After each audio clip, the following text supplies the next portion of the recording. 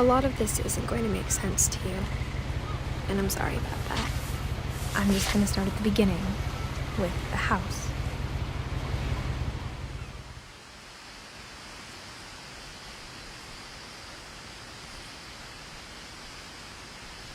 Someone had put up a chain link fence, but it looked like I wasn't the first person to hop it.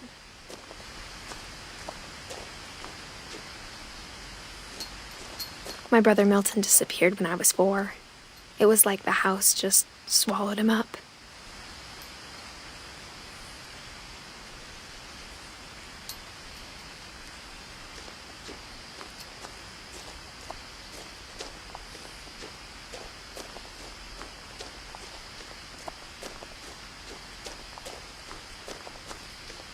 I lived here until I was 11, but I wasn't allowed inside half the rooms.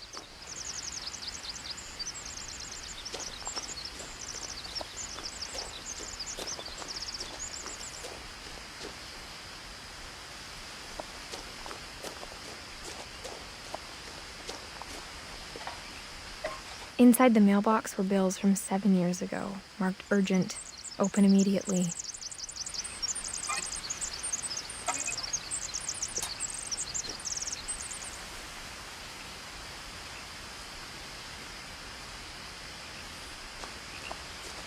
I hadn't been back since my brother Lewis's funeral.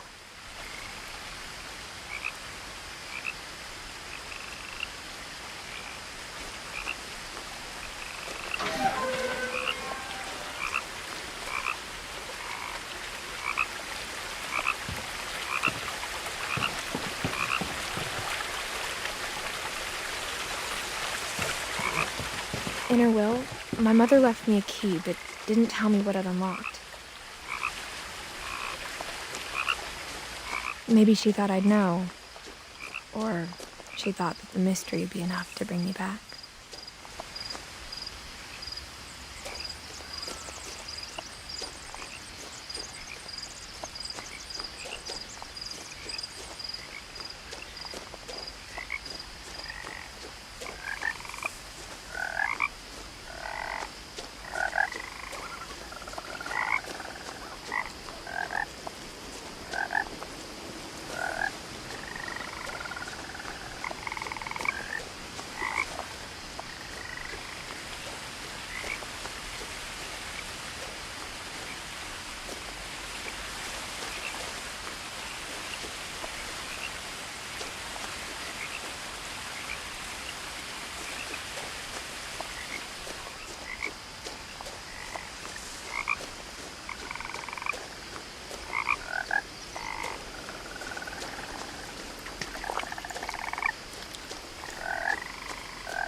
The truth is, even after I inherited the house, I never thought I'd come back to it. But now I had questions about my family that only the house knew the answers to.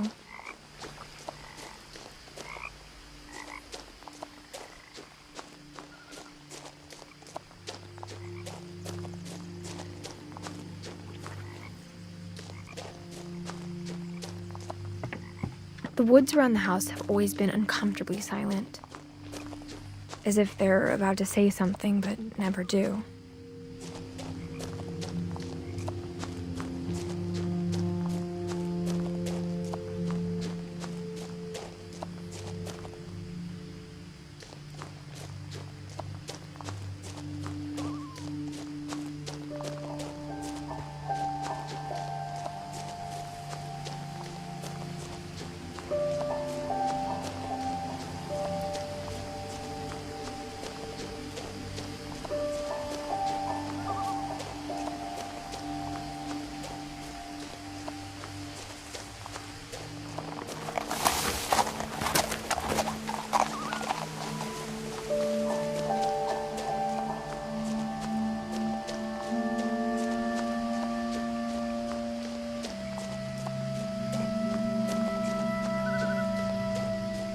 No one had driven this way in a long time, but I saw a few hoof prints.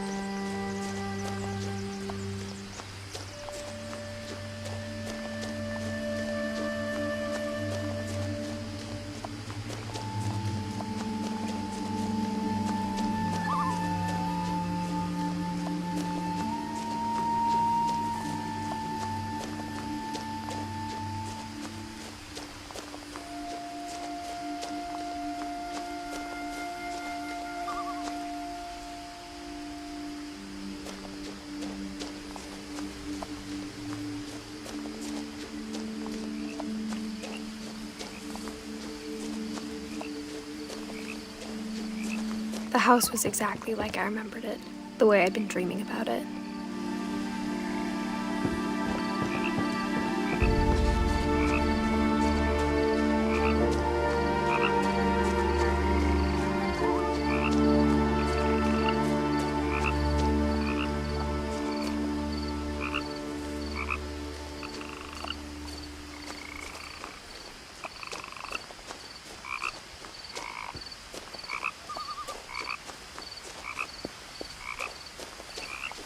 As a child, the house made me uncomfortable in a way I couldn't put into words.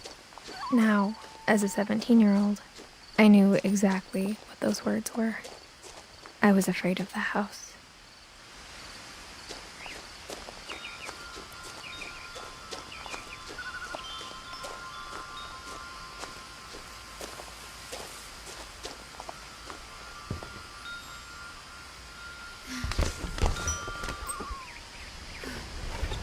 Crawling through the doggy door used to be a lot easier when I was 11.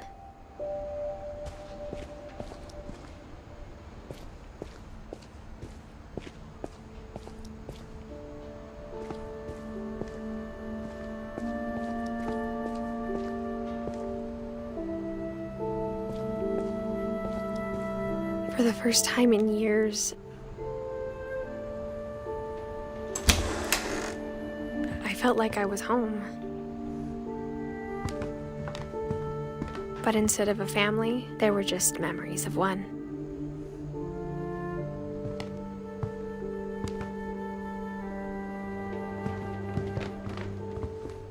Like how only one restaurant would deliver to our house, so we had Chinese a lot.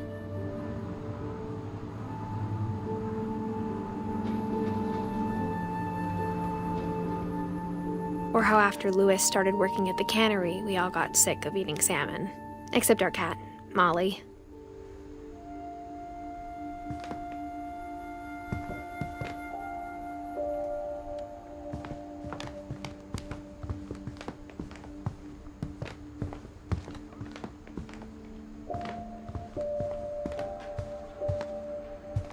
The table was still a wreck from the night we left. It was like a bomb had gone off, killing everyone but sparing the furniture.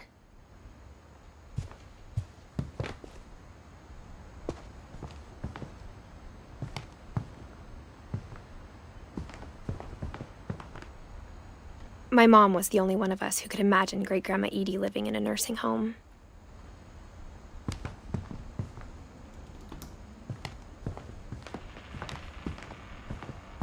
Nothing in the house looked abnormal. There was just too much of it, like a smile with too many teeth. Even the fireplace had a story. Edie told me the bricks came from the original house, after it sank.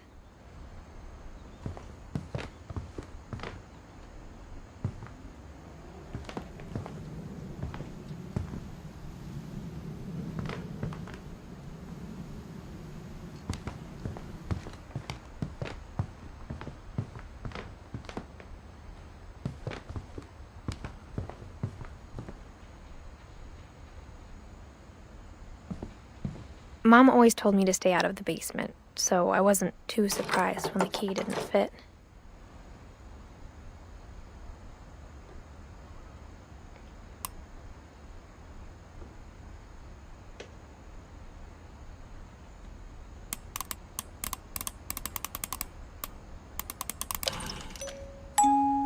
Great-Grandpa Sven built a music box for Barbara, along with the rest of the house.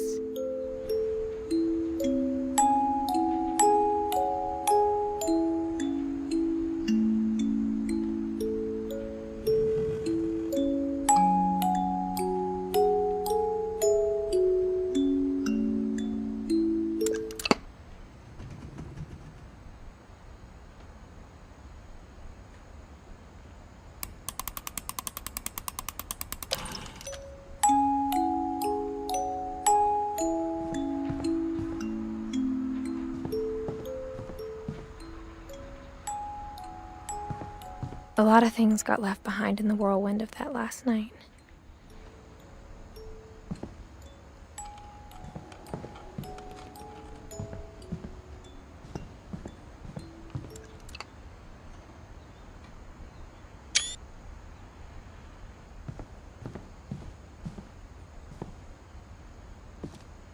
After Milton disappeared, Mom sealed up all the bedrooms.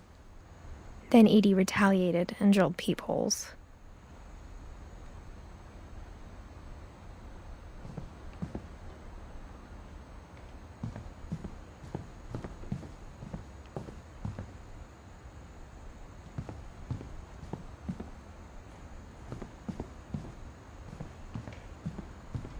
I spent a lot of time playing in Great Uncle Walter's room. I think my mom sometimes regretted not sealing it up.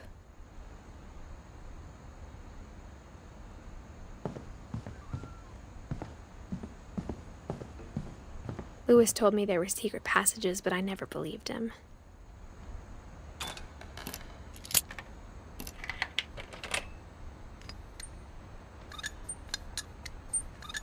Turns out, my mom was really good at keeping secrets. Now it was time to find out what my mom had been afraid of.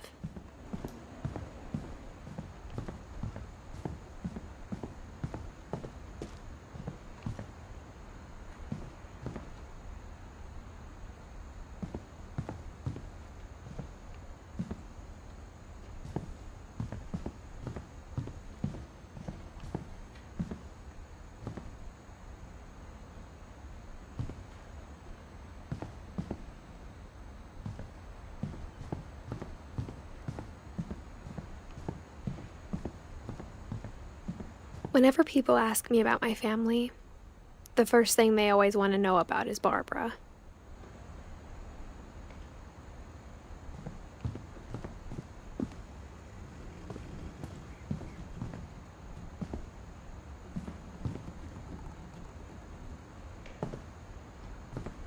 Edie's father, Odin, built the original house.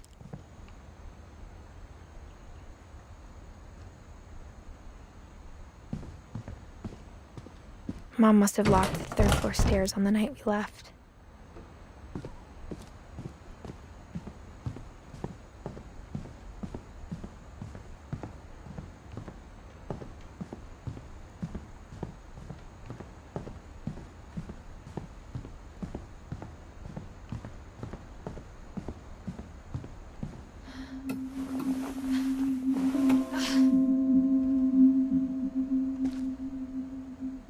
From the paintings on the wall, it was clear my brother Milton had been here before me.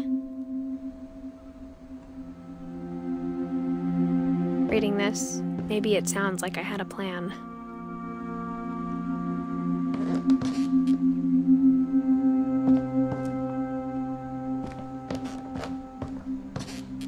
But I had no idea what was behind that door.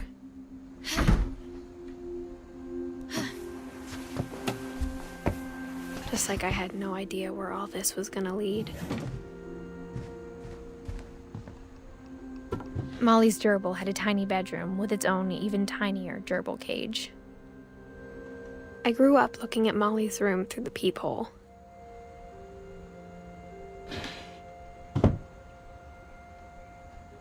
Being inside for the first time, I felt like I'd stepped behind a painting.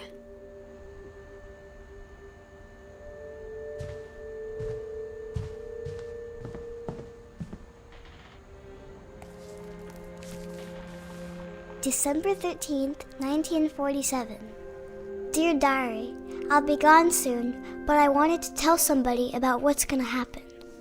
It started when Mom sent me to bed without dinner. I woke up and I was starving, so I looked around for something to eat. The gerbil food was dry, but I didn't mind it.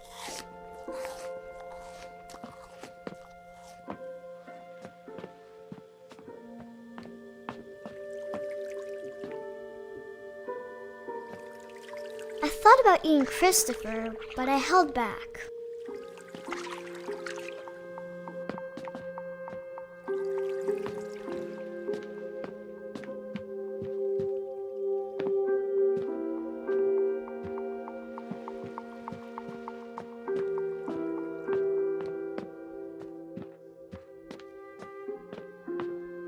My Halloween candy was all gone.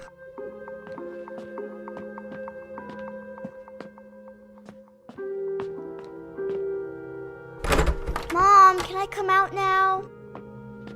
Sweetheart, it's late. Go to sleep.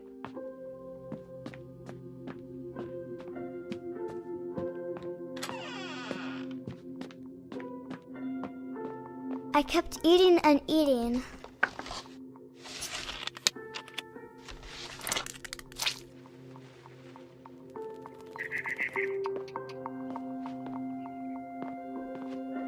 I ate a lot of things that night.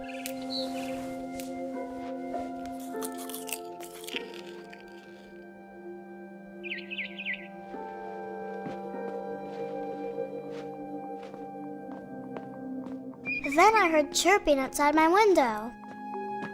It was a barn swallow going back to her nest. I reached out for her.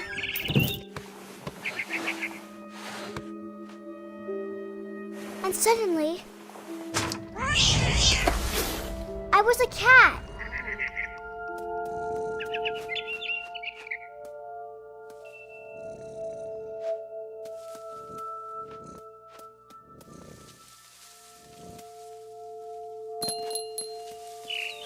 I tried to be quiet, but the bird was really scared.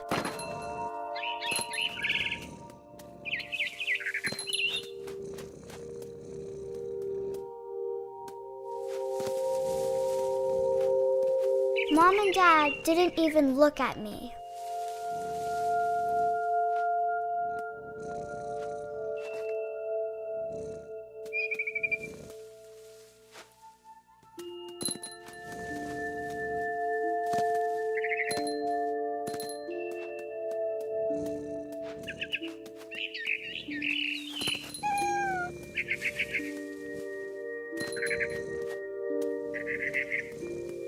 The babies were all gone.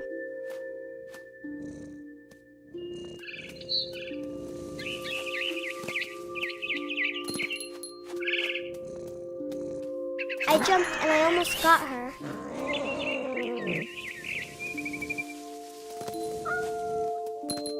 I could tell she was getting really tired.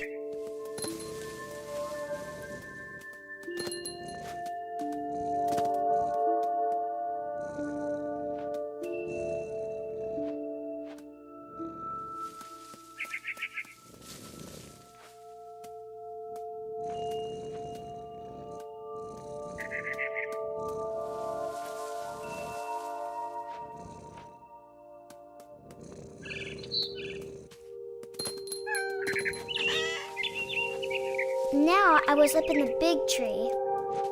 I promised Dad I wouldn't climb it anymore. All I cared about was eating that mama bird. I gobbled her up. And suddenly, I was an owl. First, all I heard was the wind. Then I heard little teeth nibbling in the grass.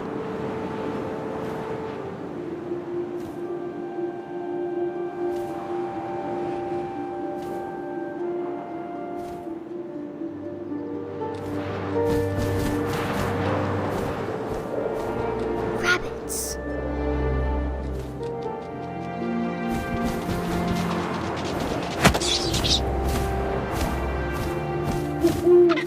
I imagined his face looking up and seeing mine through my talons.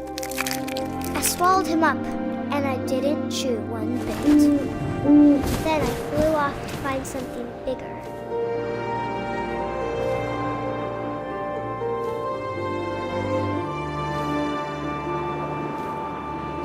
A mama rabbit.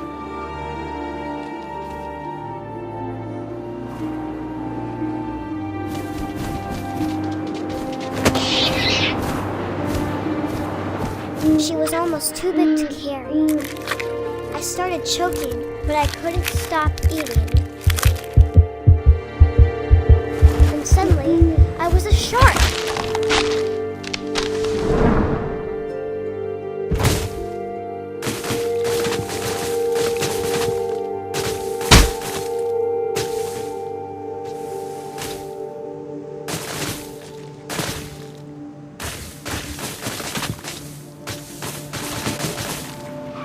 I rolled off a cliff and into the ocean.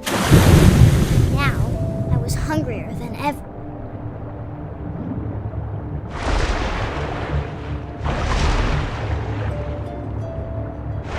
I wanted fat, juicy seals. I tore off her flipper, and it tasted really good.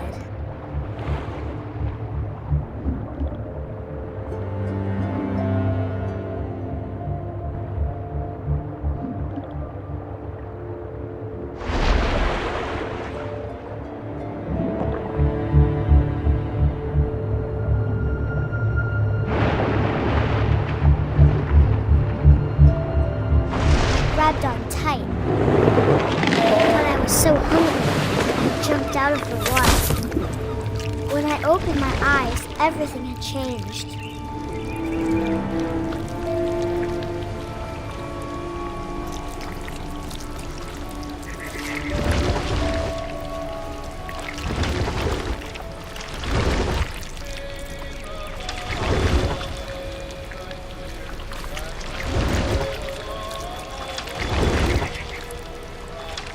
I was a monster, and I smelled people everywhere.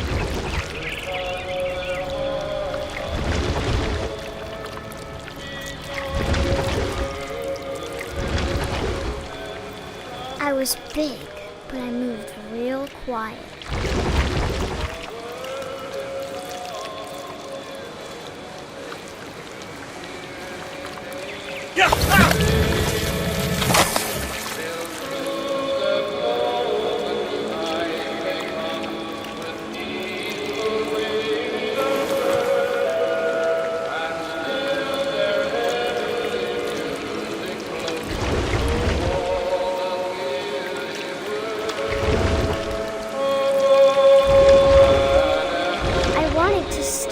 But also, I didn't.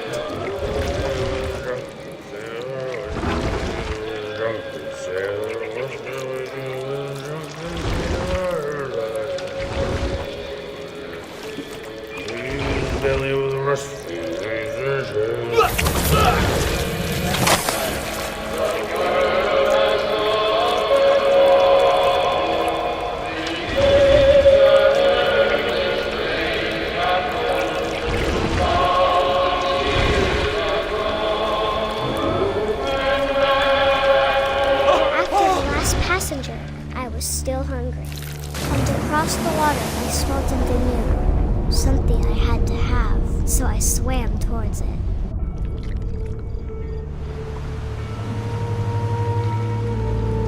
I slithered onto the sand, and the good smell went into an old pipe.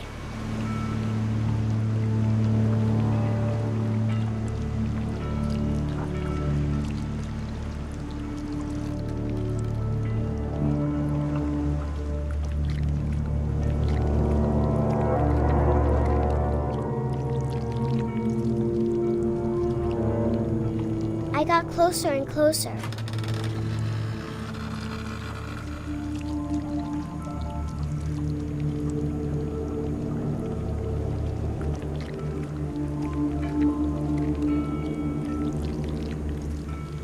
All of my stomach started growling. And suddenly, I was me again. I held my breath for a long time, but I couldn't hear anything. I think it's waiting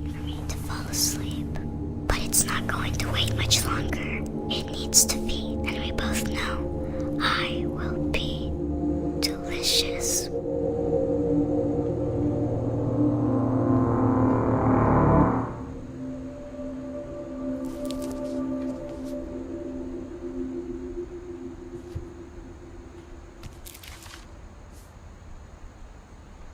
I'm not sure if I believed all of that, but I'm sure Edie would have.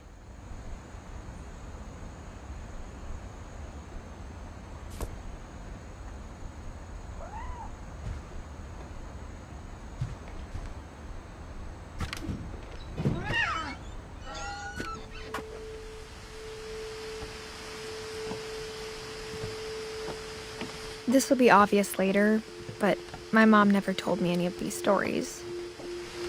Edie would have, but Mom didn't like bringing up the past. Though, when we adopted a stray kitten, she was the one who named it Molly. I spent a lot of time in Great-Grandma Edie's room.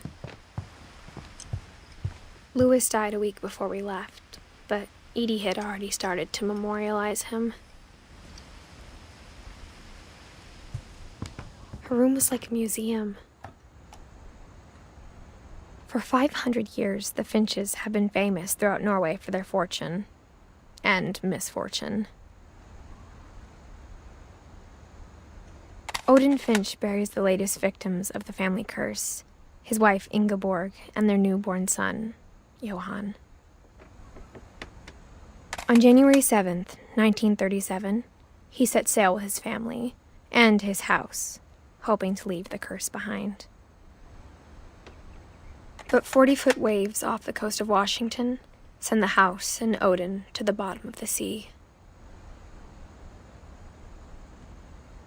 Odin's daughter Edie, with husband Sven and baby Molly, step ashore on their new home, Orcas Island. Odin Finch is the first to be buried in the new family cemetery. His daughter Edie is already dreaming of a new Finch house.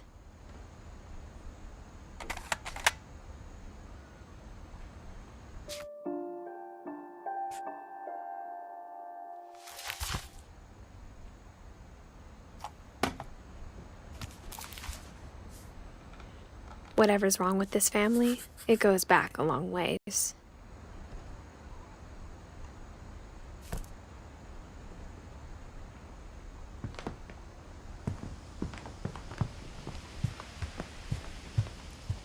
When Edie told people Sven was killed by a dragon, she could also have said he was building a dragon-shaped slide that collapsed.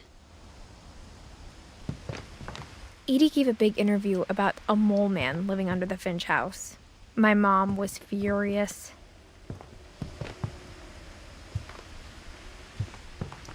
One summer, they evacuated the island, but Edie refused to go. For a few weeks, she was a celebrity. I hadn't thought of myself as Edith Jr. for a long, long time.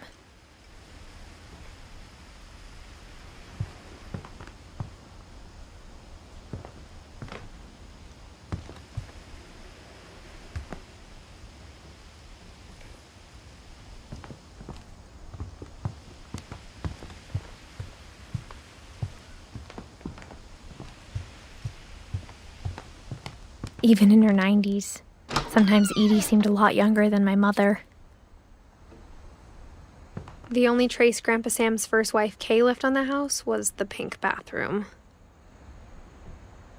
It was a pretty big trace.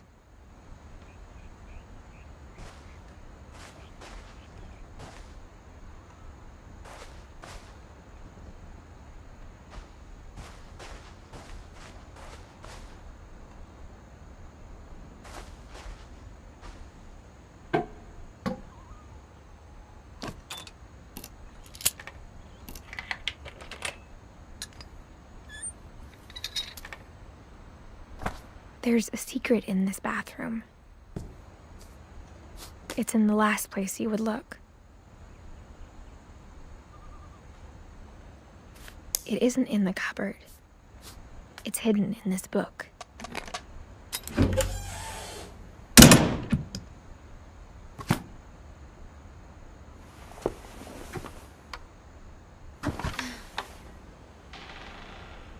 Sven gave Sam an old camera he'd refurbished. He never put it down.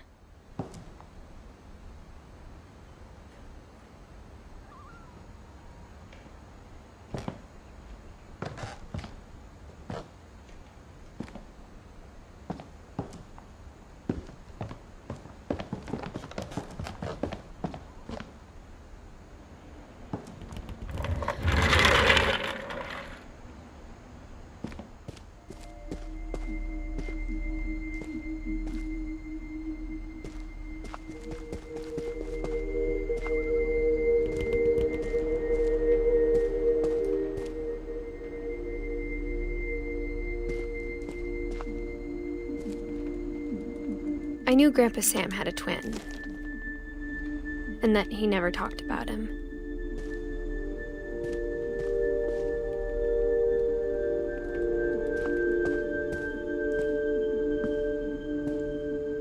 I guess my grandpa didn't like history any more than my mom did.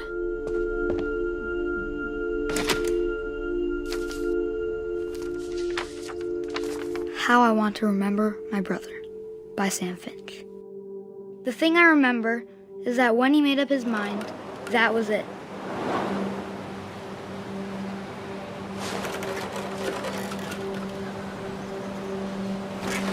My brother said he'd die before he ate another mushroom, and he did.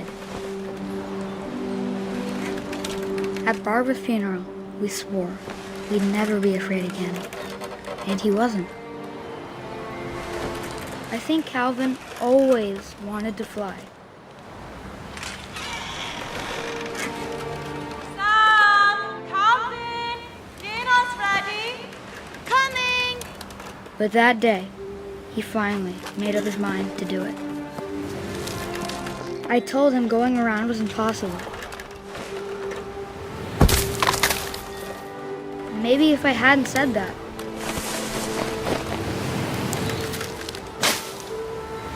Calvin! I'm not gonna tell you again! maybe if the wind hadn't picked up, then maybe he'd still be here. But I doubt it. I think he'd already made up his mind. That's what I want to remember about my brother.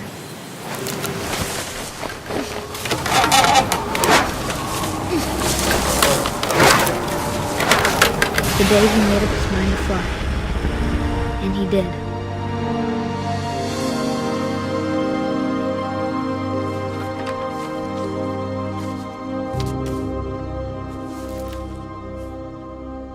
Calvin's story felt strangely familiar. When I was younger, I remember trying to do the exact same thing.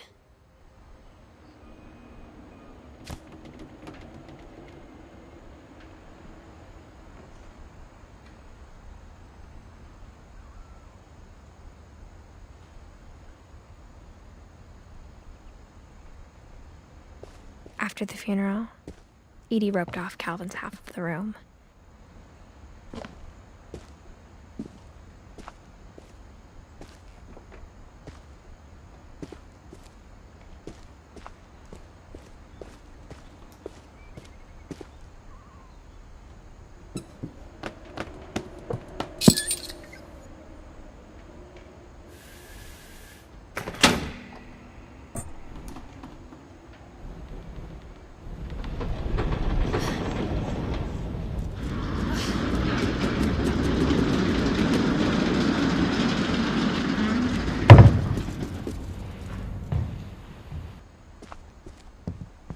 The passages were a pretty tight fit.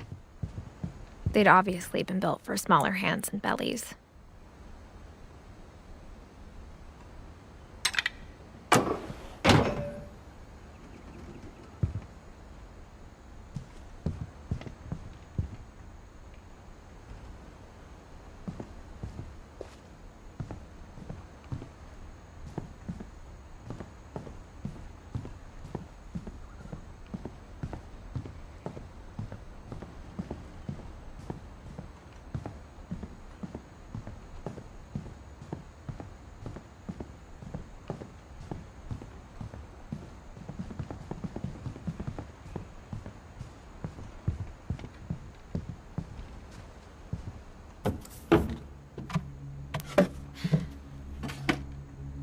Growing up, I always thought of Barbara as a child star.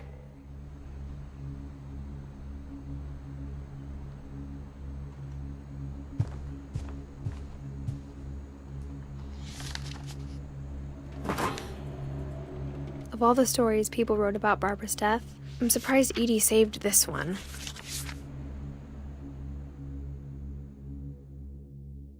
Old Jack here with another ghastly tale inspired by America's most unfortunate family. I'm calling it The Surprise Ending of Barbara Finch. As a child star, Barbara was famous for her scream. Now at 16, she was all washed up. A has-been. But in a lucky break, she'd been asked to perform her signature scream at a local convention for monster movie fans. It was just the boost her career needed. Unfortunately, her scream hadn't aged well. Getting better. I think you just need the right motivation.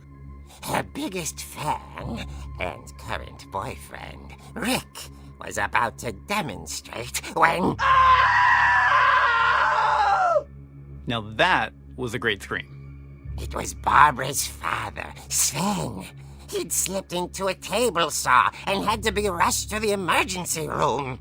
So Barbara got stuck babysitting her youngest brother, Walter. Her convention comeback was cancelled. Okay, I'm hearing frustration, but I'm not hearing terror.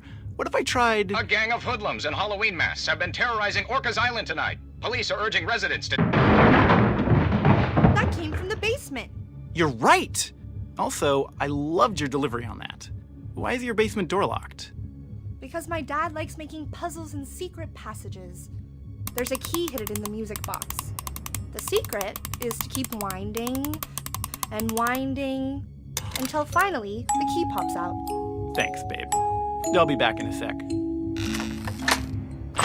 20 minutes later, Rick hadn't returned. So Barbara went to look for him, right on cue. She reached for the music box.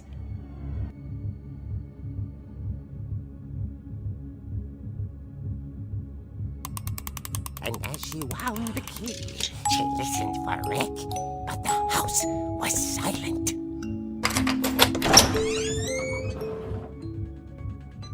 Rick?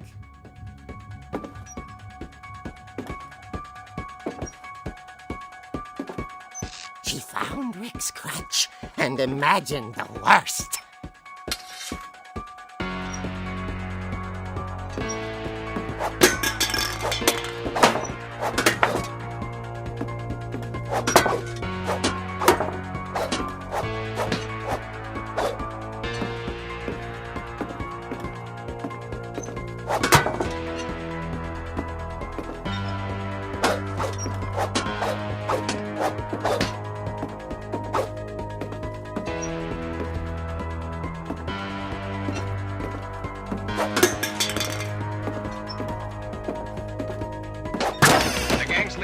Infamous Hookman killer, Dr. Carl Hamill, who impaled and then ate his family 10 years ago tonight.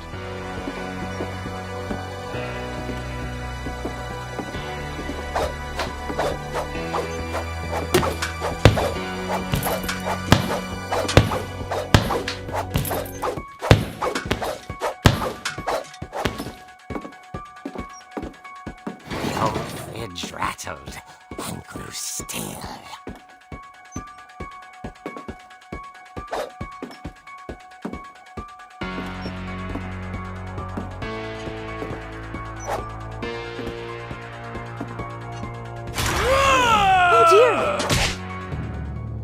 Oh! Rick?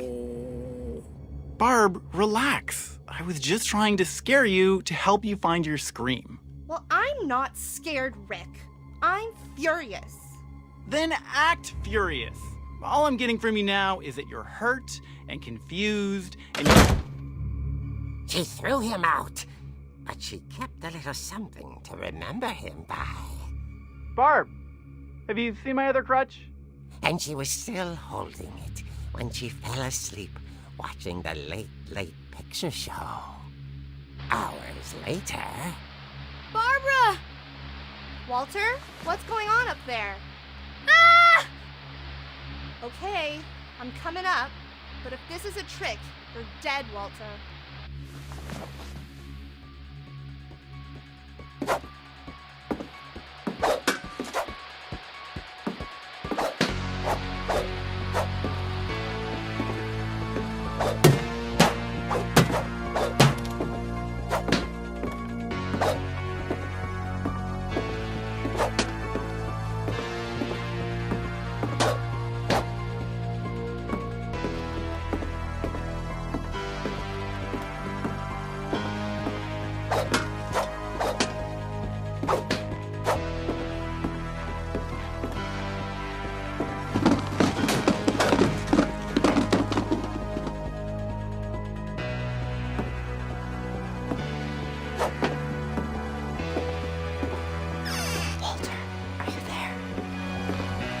Walter had vanished, but his bedside radio was still on. Orcas Island police describe the man as 6 feet tall, with a steel hook for a hand. Residents are urged to lock all doors and windows and notify the police of any suspicious activity. Barbara turned, saw the hook man, and was speechless. He was quite smashing. And here he was. He couldn't get enough of Barbara. Okay, Barbara, there's gotta be another way out of here.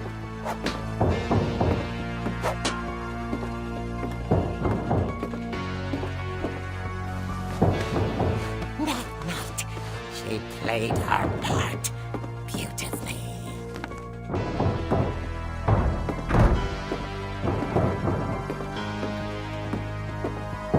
She thought about abandoning Walter, but just couldn't do it.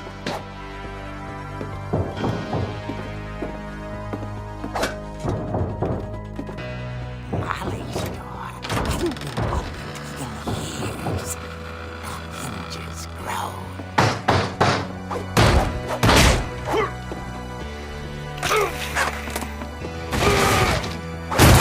He wasn't moving, but she sensed the story might not be over yet.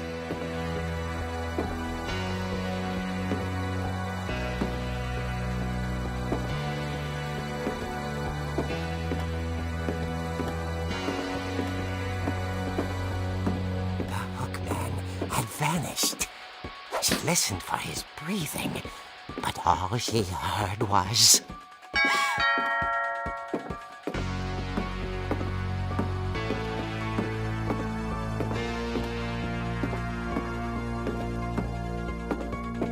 At the door, she heard whispering. It was coming from inside the house.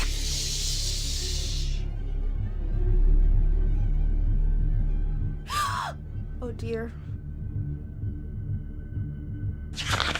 The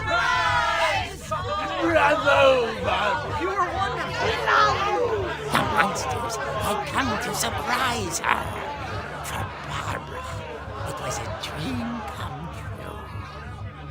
Then she saw what kind of monsters they were, and she realized what was about to happen. She was going to be famous. And with her final breath, Barbara Finch gave the performance of her life.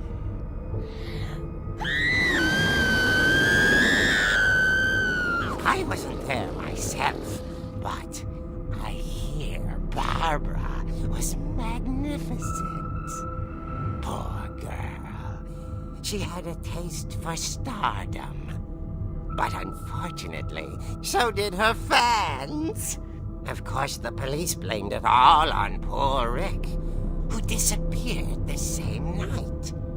And little Walter?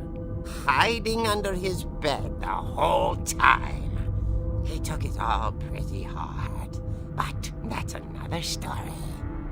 As for Barbara, tucked inside the music box is all they ever found of her. Her ear. Now that's what I call a real eerie tale.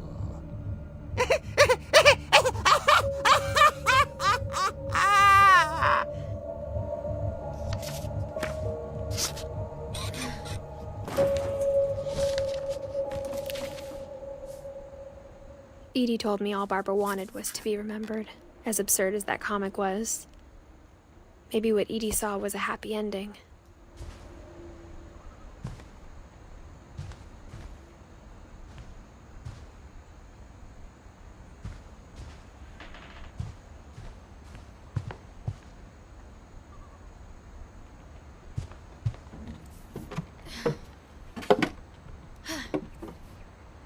I guess now I know why Mom didn't like me playing with the music box.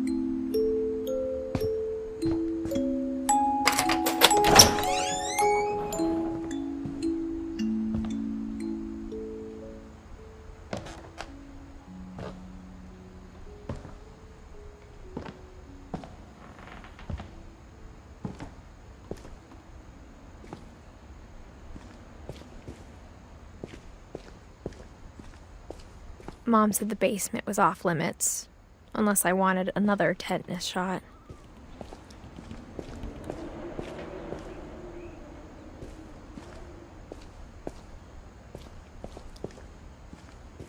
I saw Edie sneak down to the basement once, carrying packages.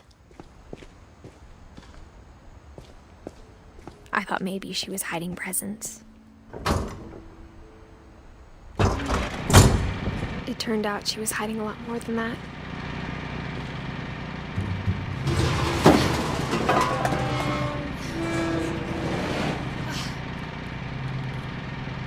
I remember asking Mom once about where Walter had gone. She said after Barbara died, he got as far away as he could. If there's a pattern in all these stories, I think it's that none of us has gotten very far.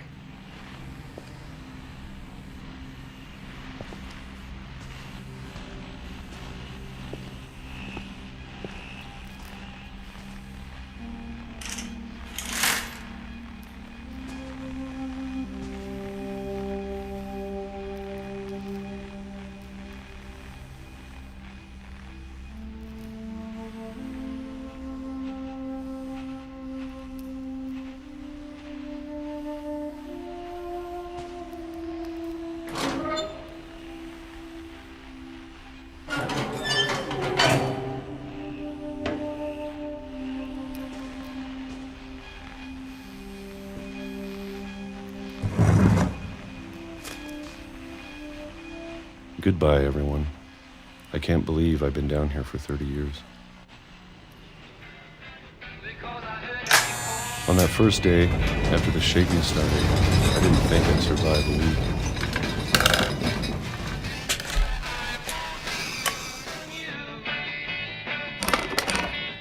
But after a few days, I settled into a routine.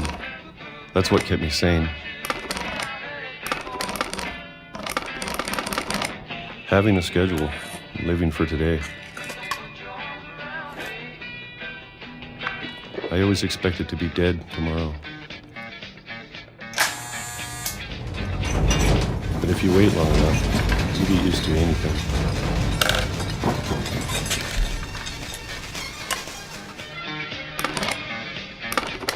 Even a monster on the other side of the door starts to feel normal.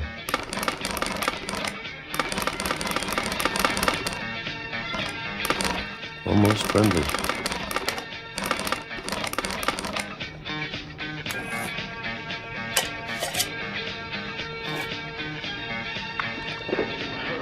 And then one day, everything just stopped. Whatever that thing was, it was gone. Maybe it got tired of waiting. Or maybe I just got tired of being afraid.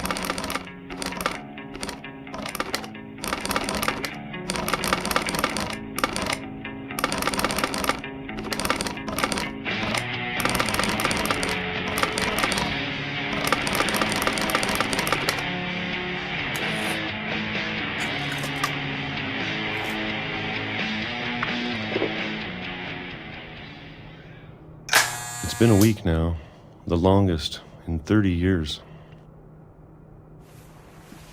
I'm done waiting. I have to leave while I still can.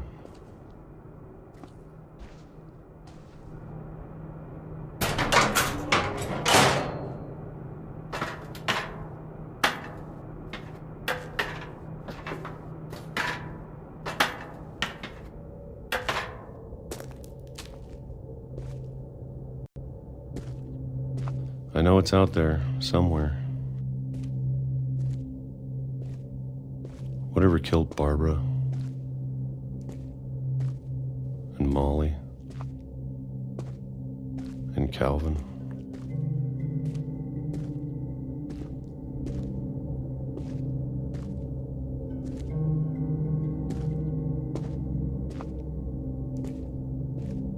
Maybe this is all a mistake.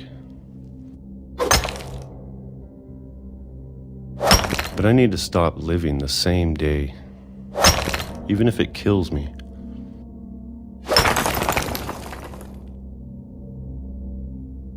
Whatever's out there, I want you to know I'm ready for it.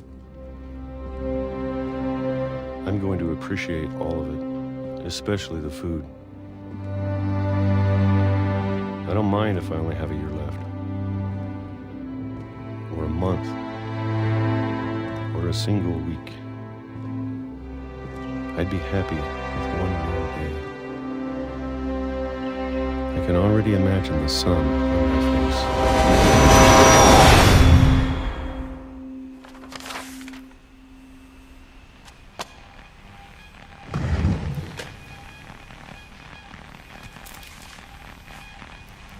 Walter died when I was 6. I can't believe my mom never told me he was down here.